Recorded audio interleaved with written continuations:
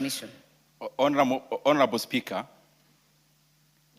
I would require that we actually check on the Hansard kindly, because I also recall I was insinuating on what he said, not the person, Honorable Speaker. And clearly, as you actually ruled yourself, Honorable Speaker, the member was out of order, Honorable Speaker.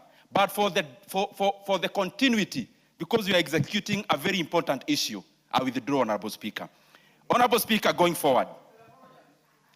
I ordered withdrawal, not apology. Yes. Go on, Honorable Member for Kiharu. Honorable Speaker, my proposal is as follows.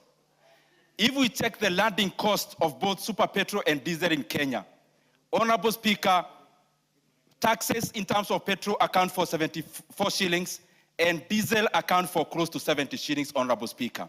And my proposal is simple, and the decision lies on this House. One, Honorable Speaker, is that we must make a decision now to lower pump prices, or we are going to deal with a much more sticky situation to our economy in the future. Honorable Speaker, when prices are rising, it is temporary, because the issue that is there globally is temporal.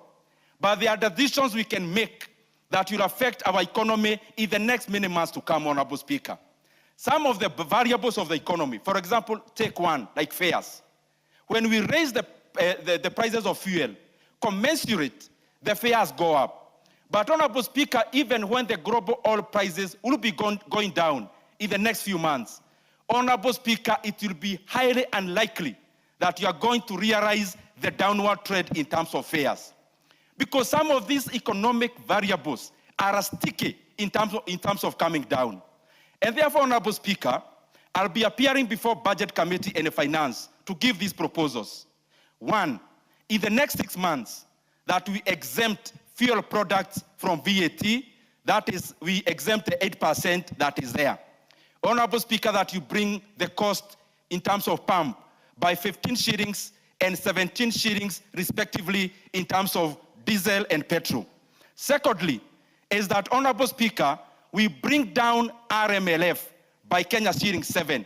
Honorable Speaker, these are not all the taxes. RMLF is 25 shillings. I'm just proposing 7. Honorable Speaker, the other thing does not require even us to debate. And that is, we lower the margins of the importers and the people involved in the oil business. And I'm proposing 4 shillings. Because, Honorable Speaker, it used to be 12 shillings, now it is 17 shillings. And the last proposal, Honorable Speaker, is that we invoke the money we already have in the Fuel Stabilization Fund so that we subsidize diesel further, Honorable Speaker.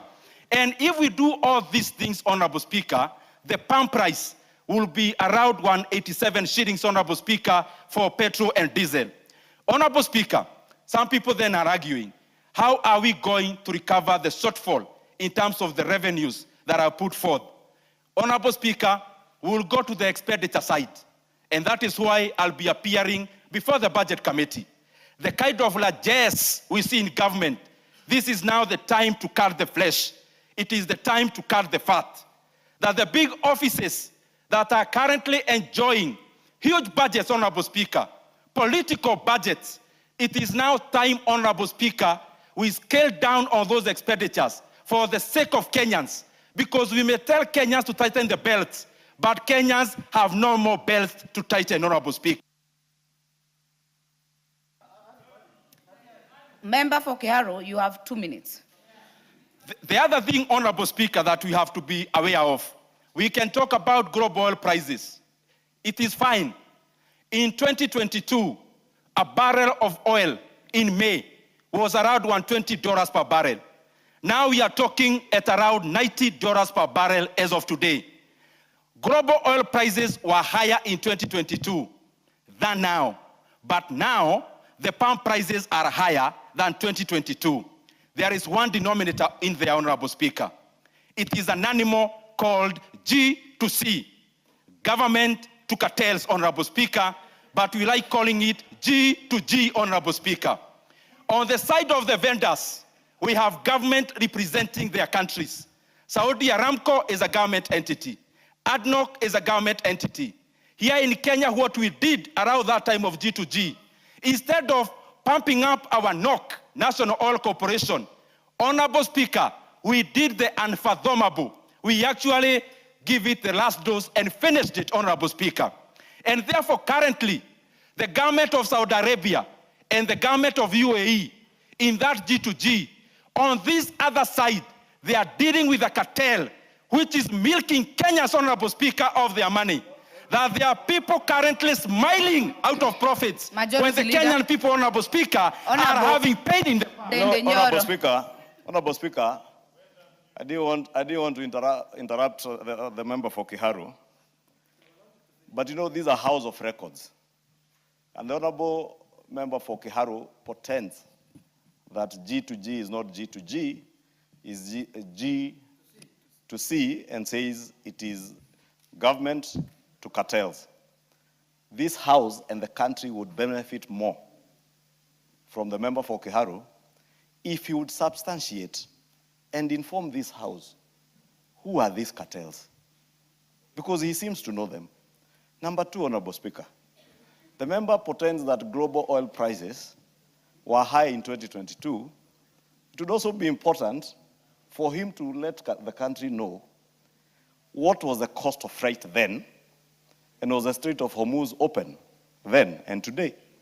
Because you just need to have a good analysis of the landed cost of fuel today.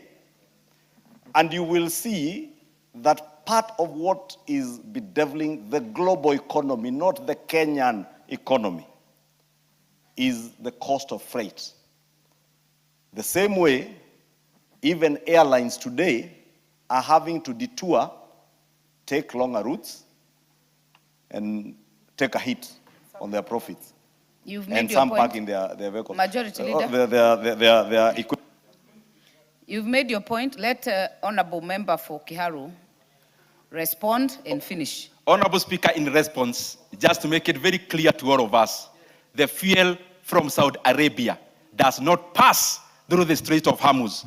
So let us not keep on misinforming Kenyans in looking for short solutions, Honorable Speaker. Lastly, I beseech you, my brothers and sisters, today, we have many times stood in terms of where we are politically.